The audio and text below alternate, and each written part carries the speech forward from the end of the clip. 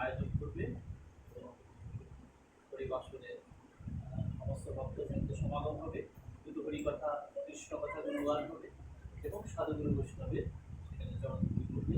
এই ভক্তের বাসনার জন্য আজকে পরিবাসনের আয়োজন। তাই আমরা একবার আমাদের এই গ্রন্থ শুরুর আগে আমাদের শ্রী গ্রন্থ চৈতন্য চরিতামৃত জয়ধ্বনি বলে আমরা গ্রন্থ শুরু করব। জয় জয় শ্রী শ্রী চৈতন্য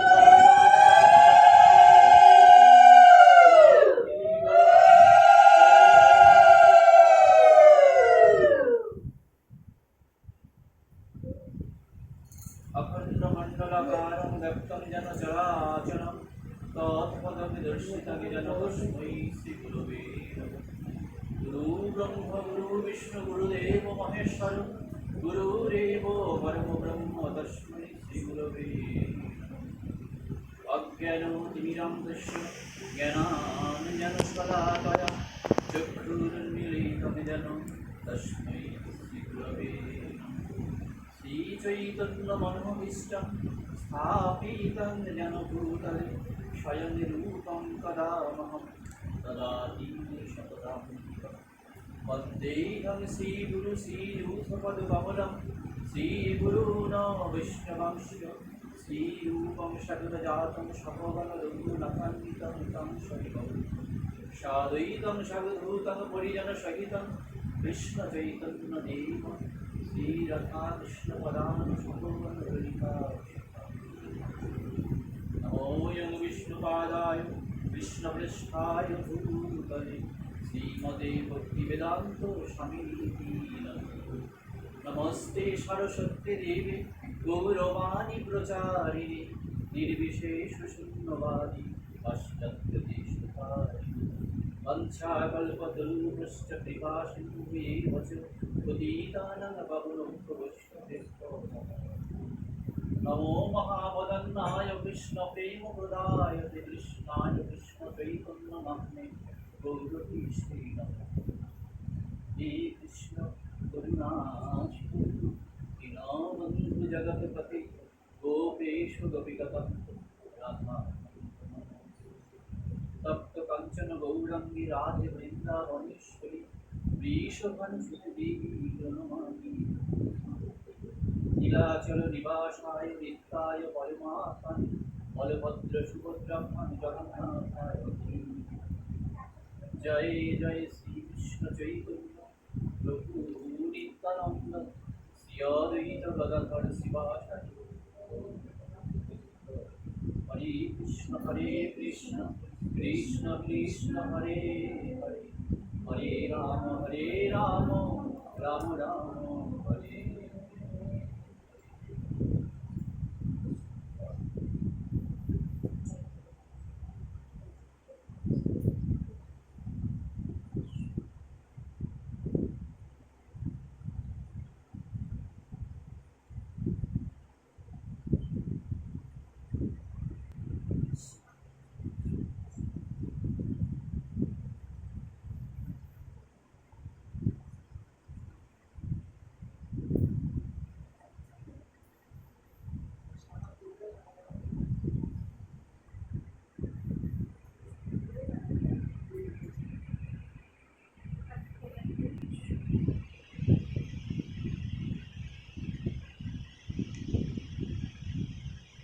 আখ্যা নিরূপণ পঞ্চতত্ত্ব আখ্যা নিরূপণ আদি লীলার সপ্তম পরিচ্ছদ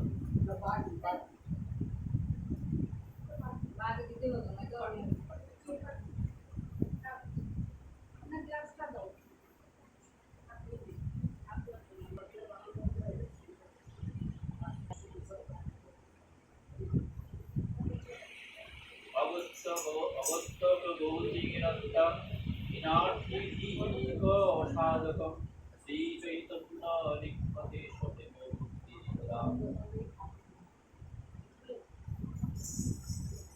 কৃষ্ণদাস কবিরাজ সপ্তম অধ্যায় শুরুতে এবং পঞ্চতত্ত্ব সম্পর্কে তার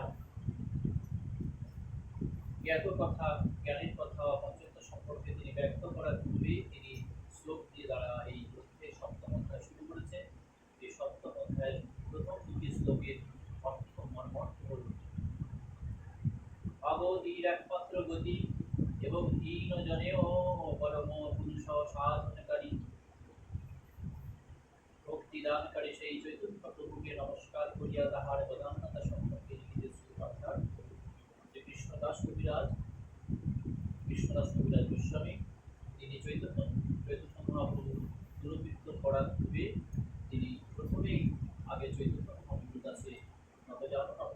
কিভাবে তিনি আবির্ভাব শুরু করেন সর্বপ্রথম পরিচ্ছদে আমরা দেখতে পাই। জয় জয় মহাপ্রভু শ্রীকৃষ্ণ চৈতন্য, তাহার চরণাশ্রিত যেই সেই বড় ধন্য। জয় জয় মহাপ্রভু শ্রীকৃষ্ণ চৈতন্য, তাহার চরণাশ্রিত সেই বড় ধন্য। গুরুবেদে গুরুবাদী তত্ত্ব কইল নমস্কার, গুরু তত্ত্ব কহিয়াছে শুনো পাঁচের বিচার। পঞ্চতত্ত্ব অবতীর্ণ চৈতন্যের সঙ্গে, পঞ্চতত্ত্ব লইয়া করে সংকীর্তন রঙ্গে। পঞ্চতত্ত্ব এক বস্তু নাহি কিছুতে, রসয় আস্বাদিতে তার বিবিধ বিবে। একটি শ্লোকে আছে যে পঞ্চতত্ত্বাত্মকং কৃষ্ণ ভক্ত রূপ স্বরূপকং, ভক্তাবতারম ভক্তাত্মনমামি ভক্ত শক্তিকং। এই অর্থ হল পঞ্চতত্ত্ব, পঞ্চতত্ত্বের সকল তত্ত্বের সমষ্টি হচ্ছেন স্বয়ং ভগবান আমাদের অনাদিরাদি গোবিন্দ। পঞ্চতত্ত্বের সকল তত্ত্বের একত্রীভূত কেন্দ্রীভূত তিনি হলেন স্বয়ং অনাদিরাদি গোবিন্দ চৈতন্য মহাপ্রভু স্বয়ং। তিনি হচ্ছেন পঞ্চতত্ত্বের এক তত্ত্ব। এই পঞ্চতত্ত্ব এক আত্ম, একই আত্মার মধ্যে পঞ্চতত্ত্ব বিরাজমান। কিন্তু এই লীলার কারণে, লীলার ছলে জগতে জীব শিক্ষার জন্য অবতীর্ণ হয়ে মহাপ্রভু পঞ্চতত্ত্ব আমরা ভিন্ন ভিন্ন রূপে পরিচয় পাই। স্বয়ং ভগবান কৃষ্ণ এখন ঈশ্বর। আপনার প্রশ্ন বলছি, উত্তর বলছি, উত্তর পেয়ে যাবে, এসে যাবে। হরে কৃষ্ণ পঞ্চতত্ত্বের কে উত্তরটা এসে যাবে, বলতে বলতে এসে যাবে। বলছি স্বয়ং ভগবান কৃষ্ণ এখন ঈশ্বর, অদ্বিতীয় নন্দাত্মজ রসিক শিখর। প্রাসাদি বিলাসী ভজ লালন নগর, আর যত যত সব দেখো তার পরিকর। সেই কৃষ্ণ অবতীর্ণ শ্রীকৃষ্ণ চৈতন্য, সেই পরিকর গণ সঙ্গে সব। এক হলে ঈশ্বর তত্ত্ব চৈতন্য ঈশ্বর, ভক্ত ভাবাময় তার শুদ্ধ করিব। কৃষ্ণ মাধুর্যের এই অদ্ভুত স্বভাব, নিজেই আস্বাদিতে কৃষ্ণ করে মহাভক্ত। গীতে ভক্ত ভাব ধরে চৈতন্য গোসাই, ভক্ত স্বরূপ তার নিত্যানন্দ। কৃষ্ণ মাধুর্যের এই স্বভাব, কি স্বভাব? নিজেই আস্বাদিতে কৃষ্ণ করে ভক্ত। কৃষ্ণ মধুরিমা, কৃষ্ণের যে তার কৃষ্ণের প্রতি যে আকর্ষণ, কৃষ্ণের প্রতি যে ভগবানের যে আকুতি, ভক্তের যে আকুতি, সেই আকুতি জানবার জন্য স্বয়ং ভগবান তিনি ভক্তরূপে অবতীর্ণ করেছিলেন। আমরা ভক্ত সকল বেদান্তে এই ঘটনাকে আমরা সকলেই জানি যে চৈতন্য মহাপ্রভু তারপরে সেই স্বয়ং মুরলীধর শ্রীকৃষ্ণ তিনি এই স্বয়ং কলিযুগে অবতীর্ণ হয়েছেন। কেন অবতীর্ণ হয়েছেন? অবতীর্ণ হয়েছেন তিনি ভক্তরূপে।